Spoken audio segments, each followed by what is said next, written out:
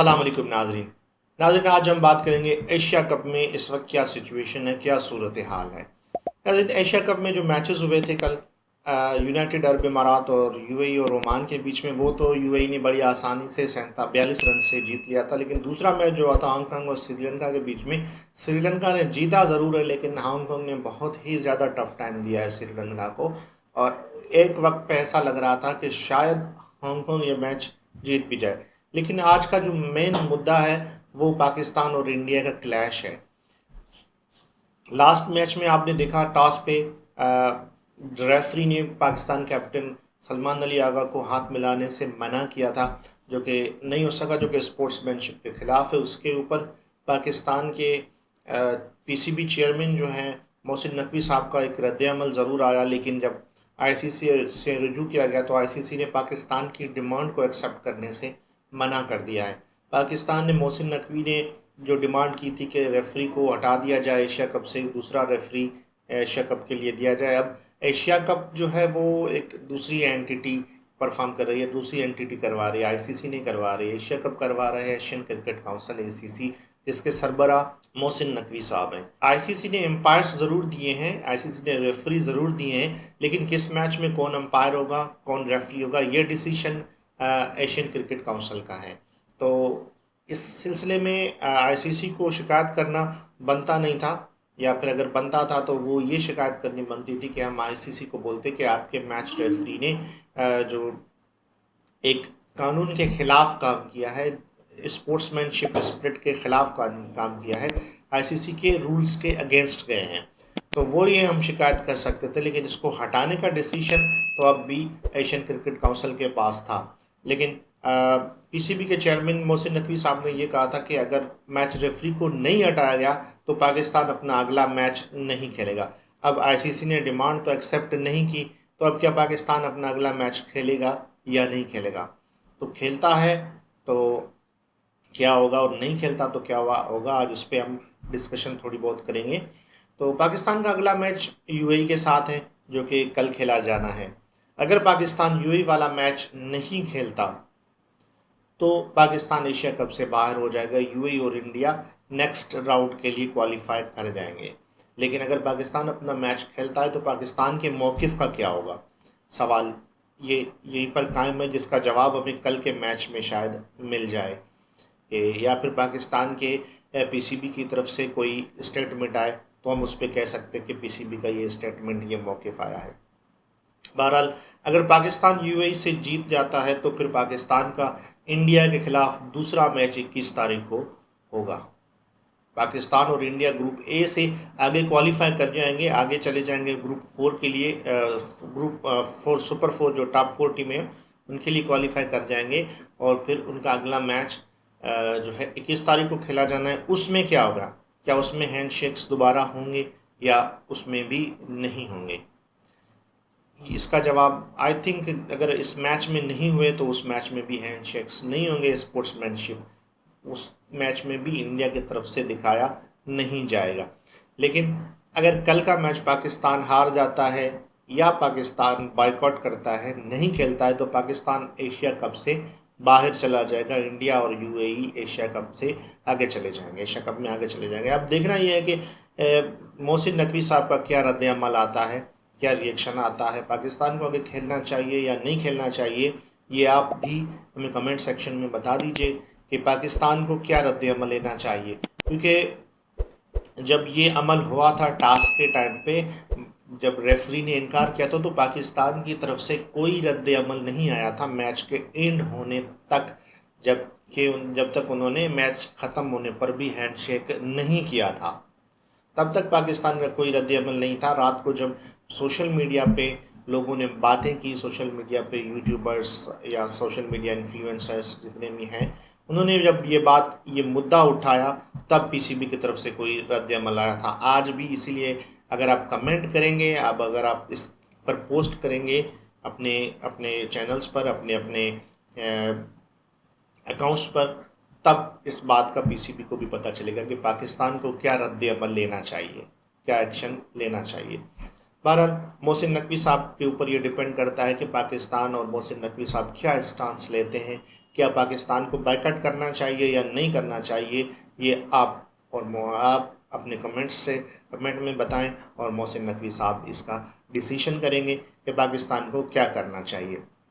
लेकिन अगर पाकिस्तान खेलता है, यूएई से भी जीत जाता है, तो इंडिया वाला जो 21 तारीख को मैच होना है उसका रिजल्ट क्या निकलेगा। रिजल्ट से मुराद है पाकिस्तान की यही टीम क्या इंडिया की टीम को हरा सकती है या नहीं। अगर देखा जाए तो पाकिस्तान की इस टीम में एक्सपीरियंस की बहुत ज़्यादा कमी है, बैटिंग लाइनअप पे एक्सपीरियंस की बहुत ज़्यादा कमी है, और माइंडसेट जो है पाकिस्तान की बैटिंग लाइनअप का या पाकिस्तान की मैनेजमेंट का जो माइंड सेटअप है वो बहुत ही इस वक्त जो है सही नहीं जा रहा, सही सिमत में नहीं जा रहा। हमने बाबर और रिजवान को इसलिए हटाया था, यानी कि इस मैनेजमेंट में बाबर और रिजवान को इसलिए हटाया था कि स्ट्राइक रेट का इशू हमने कहा था। जो पाकिस्तान की इस वक्त टीम है उसका स्ट्राइक रेट क्या है, उसकी एवरेज क्या है, अगर उस पर बात की जाए तो फिर पाकिस्तान की जो इस वक्त कैप्टन है पाकिस्तान की, उसका स्ट्राइक रेट एवरेज दोनों ही बाबर रिजवान से कम है। साहिबजादा फरहान की अगर पिछली मैचेस को आप देखें तो जिसको हमने इसलिए टीम में रखा था कि वो हिटिंग करेगा, तो वो आप पिछले मैचेस दोनों मैचेस में देख चुके हैं। एक मैच में ओमान के खिलाफ, ओमान जैसी कमज़ोर टीम के खिलाफ 100 के स्ट्राइक रेट से 29 रन बनाए थे 29 गेंदों पे, और इंडिया के खिलाफ 44 गेंदों पे 40 रन बनाए थे। तो इसका आपने देख लिया कि माइंड सेट क्या आया। जिसको हमने हिटिंग के लिए लेकर आए थे, जिस प्लेयर को हमने हिटिंग के लिए टीम में रखा है, वो हिटिंग कर ही नहीं रहे, वो बड़े शॉट्स खेल ही नहीं रहे।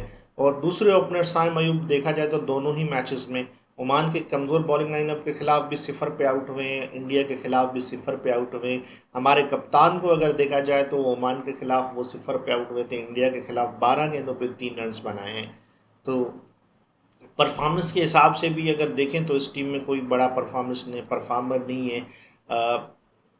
फ़खर जमान पे लाट डिपेंड कर रहा है, एक ही सीनियर बैट्समैन है इस टीम में, वो भी परफॉर्म नहीं कर रहा। अगर कुछ लोग ये कहते हैं कि बाबर और रिजवान के होते हुए भी हमने हारा है, मुख्तलिफ टीमों से, कमज़ोर टीमों से हारा है, बिल्कुल हमने कमज़ोर टीमों से हारा है, लेकिन 2 प्लेयर्स या 1 प्लेयर की ये गेम नहीं है, ये 11 प्लेयर की गेम है, टीम गेम है। इसमें सबको परफॉर्म करना होता है, सबको बराबर। हो सकता है कोई एक आध प्लेयर नहीं चलता तो दूसरे उसकी परफॉर्मेंस को अपनी परफॉर्मेंस से छुपा देते हैं, अपनी परफॉर्मेंस से उसकी खामियों को ओवरकम कर देते हैं। लेकिन अगर आप सारे का सारा एक ही प्लेयर के ऊपर डिपेंड करोगे तो फिर हम जीत नहीं सकते। जिस तरह से आप चैम्पियंस ट्रॉफी में आप कह रहे हो कि पाकिस्तान की परफॉर्मेंस पुअर थी, तो चैम्पियंस ट्रॉफी की सिलेक्शन आप खुद देख लें, क्या वो टीम जो है इंटरनेशनल मैचेस या बड़ी टीमों के खिलाफ खेलने जैसी थी। सिर्फ 2 बैट्समैन के साथ ही आप जा रहे थे।